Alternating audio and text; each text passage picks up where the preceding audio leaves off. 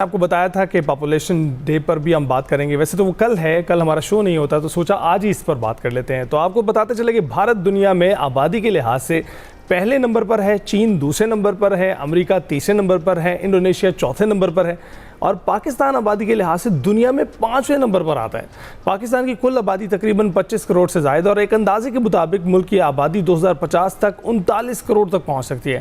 پاکستان کی بیشتر آبادی کو بنیادی سہولیات حاصل نہیں ہیں, اور پاکستان بے روزگاری اور غربت میں دن بدن اضافہ ہوتا چلا جا رہا ہے.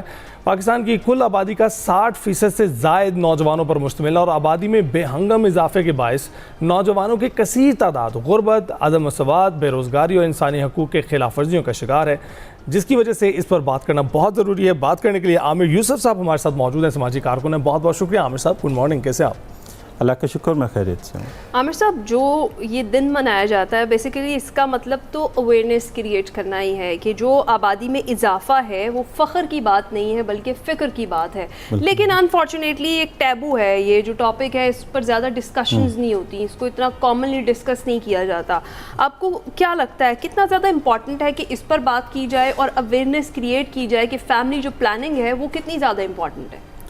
دیکھیے, سوال کے 2 حصے ہیں, تو میں دونوں کی طرف باری باری آتا ہوں. جب ہم بات کرتے ہیں کہ ورلڈ پاپولیشن ڈے منایا کیوں جاتا ہے, تو یقیناً نہ صرف یہ اویئرنیس کے لیے ہوتا ہے کہ جنرل پبلک کو یہ بات بتائی اور سمجھائی جائے کہ بچوں میں وقفہ بہت ضروری ہے, اور بچوں کی تعداد کو اپنی معیشت کے حوالے سے اور اپنی صحت کو دیکھتے ہوئے بچوں کی تعداد متعین کی جائے کسی بھی فیملی میں.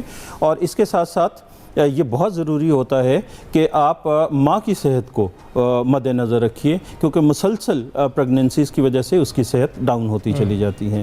تو ایک تو یہ ذریعہ ہے, اور دوسرا حکومتوں کے لیے اپنے اہداف کا تعین کرنا بہت ضروری ہے. اس دن میں یہ دن ہمیں یاد دلاتا ہے کہ حکومتوں نے آبادی کو لے کر اپنے اہداف کا تعین کرنا ہے. اور اس پر بات کرنا کیوں ضروری ہے؟ اس پر بات کرنا اس لیے بہت زیادہ ضروری ہے کہ ہماری ہر چیز ہمارے گھرانے کی, ہمارے صوبے کی, ہمارے ملک کی آبادی سے لنک ہے. جیسے کہ اسکول ایجوکیشن ہے, تو ہمیں کتنے اسکول چاہیے, وہ ہمارے بچوں کی افراد کی تعداد ہمیں بتائے گی. ہمیں کتنے ہاسپٹلس چاہیے, یہ ہمیں ہمارے ملک کے لوگوں کی تعداد بتائے گی. ہمیں کتنی سڑکیں چاہیے, کتنے درخت, کتنے جنگلات چاہیے, یہ سارا کچھ ہمیں افراد کی تعداد بتائے گی. جب ہمارے ہاں آبادی مسلسل تیزی سے بڑھتی چلی جاتی ہے, تو ہماری ریاست کے لیے یہ مشکل ہو جاتا ہے کہ وہ ان سب افراد کو صحت کی سہولیات, تعلیم کی سہولیات اور دیگر جو لائف سٹائل ہے اس کی سہولیات دے سکے. تو کسی بھی ملک کے لیے یہ دن ایک مقررہ, ویسے تو یہ میرا یہ ماننا ہے کہ 365 دن اس پہ بات ہونی چاہیے, کیونکہ یہ مدر آف آل ایشوز ہے. جتنے مسائل ہیں سماجی, وہ اس سے جنم لیتے ہیں کہ آپ کی ملک کی آبادی ایک مخصوص حد سے بڑھتی چلی جا رہی ہے. بالکل ٹھیک. پیسمسٹک پوائنٹ آف ویو سے تو آپ کی بات بالکل درست ہے, لیکن وہی ہاف گلاس فل ہاف گلاس ایمٹی والی اگر بات کریں تو آپٹمسٹک ہو کے تھوڑا سا لائٹر نوٹ پر دیکھیں تو ہم سے جو پچھلی جنریشن تھی ان کے 10 بچے ہوا کرتے تھے, اور ہم نے دیکھا کہ وہ خوشحال گھرانے تھے. وہ ایسے گھرانے نہیں تھے جس میں آپ کو یہ کھانے پینے کی پرابلم, یہ بنیادی ضروریات کی پرابلم آپ کو نظر آتی ہو, بلکہ وہ بہت ہی شاید ملک اس وقت ایسی اسٹیٹ میں تھا جو فیسیلیٹیٹ کر سکتا ہو, اور وہ بھی not in all the cases. لیکن پھر اسٹل تب حالات شاید کچھ بہتر تھے. اس وقت حالات اجازت نہیں دے رہے. دیکھیے, ہماری دنیا کی آبادی اس وقت 8 ارب سے زائد ہو چکی ہے, اور ہماری آبادی بھی جیسے آپ نے ذکر کیا کہ 25 کروڑ افراد پر مشتمل ہے. تو آپ یہ دیکھیے کہ اس وقت پاکستان لینڈ سائز تو ہمارا سیم ہے, ہم دنیا میں رقبے کے اعتبار سے 33ویں نمبر پر ہیں, جبکہ آبادی کے اعتبار سے ہم 5ویں نمبر پر ہیں, اور اگلے چند سالوں میں ہم دنیا میں آبادی کے اعتبار سے 4تھے نمبر پر آ جائیں گے. لائف سٹائل چینج ہو گیا ہے, لوگوں کی ضروریات مختلف ہو گئی ہیں پہلے سے. آپ یہ دیکھیے کہ اگر ہم اپنی پرانی جنریشنز کی بات کرتے ہیں تو کتنی گاڑیاں اویلیبل تھی سڑکوں پر, کتنے سکولز اویلیبل تھے, کتنے ہاسپٹلز اویلیبل تھے, کتنے اے سی چلتے تھے جو کہ اب انوائرمنٹ میں ہمارے مسئلہ کر رہے ہوتے ہیں.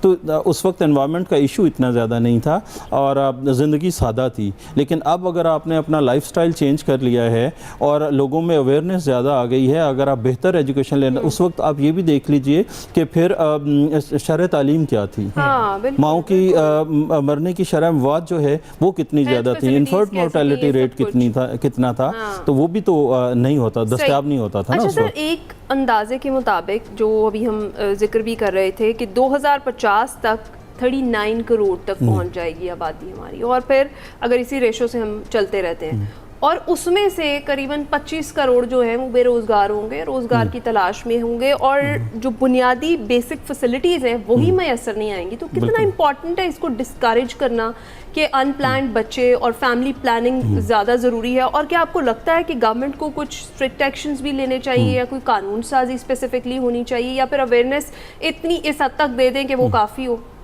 دیکھیے, جب ہم آبادی کے حوالے سے بات کرتے ہیں تو میں آپ کو بتاؤں کہ ہمارے 44% بچے سٹنٹڈ گروتھ کا شکار ہیں. اس کے ساتھ ساتھ 2.25 کروڑ بچے آؤٹ آف سکول ہیں, اور اسی طرح ماؤں کے مرنے کی شرح اموات پاکستان میں بہت زیادہ ہے, انفینٹ مورٹیلٹی ریٹ بہت زیادہ ہے. تو ان سب کی جانیں بچانے کے لیے اور لوگوں کی زندگی بہتر کرنے کے لیے فیملی پلاننگ, اب فیملی پلاننگ کو تھوڑا سا مختلف ٹیبوز ہیں اس کے حوالے سے, لیکن ہم اگر اس کو سادہ لفظوں میں بات کر لیں تو بچوں میں وقفہ, اگر وقفہ ہوگا, جو عدم توازن ہے وسائل کا اور مسائل کا ہمارے ہاں, وہ کم سے کم ہوتا چلا جائے گا. ہمارے ہاں وسائل کم ہیں اور آبادی زیادہ ہے, تو آبادی اور وسائل کے درمیان جو جتنا گیپ ہے اتنے زیادہ ایشوز ہیں. تو اس گیپ کو کم کرنے کے لیے بہت ضروری ہے.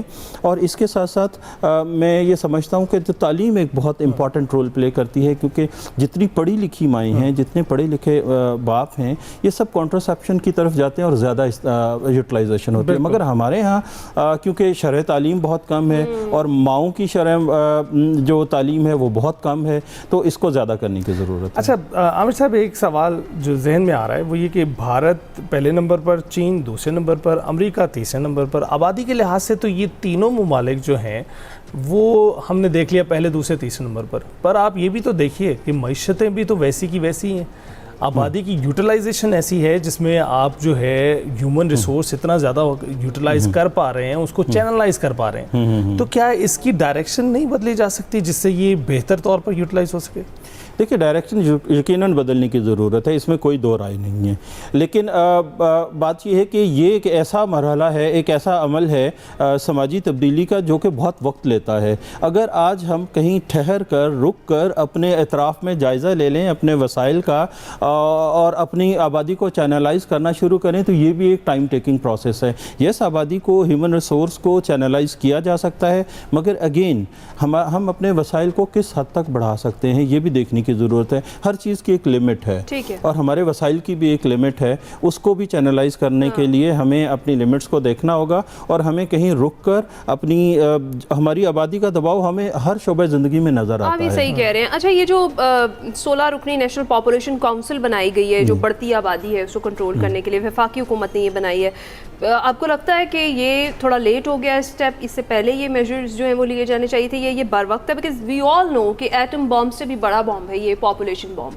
تو اس کے لیے آپ کو لگتا ہے کہ یہ درست اقدام ہے, درست سمت کی طرف ہمارا قدم جو ہے وہ بہتر ہے؟ اب میں سمجھتا ہوں بہت درست اقدام ہے, لیکن بہت لیٹ ہے جیسے آپ کہہ رہی تھیں, کیونکہ دیکھیے ہماری آبادی جس تیزی کے ساتھ بڑھتی چلی جا رہی ہے اس تیزی کے ساتھ حکومتی اقدامات نظر نہیں آتے ہیں ساتھ کے ساتھ. اب لیکن چلیں, دیر آئے درست آئے.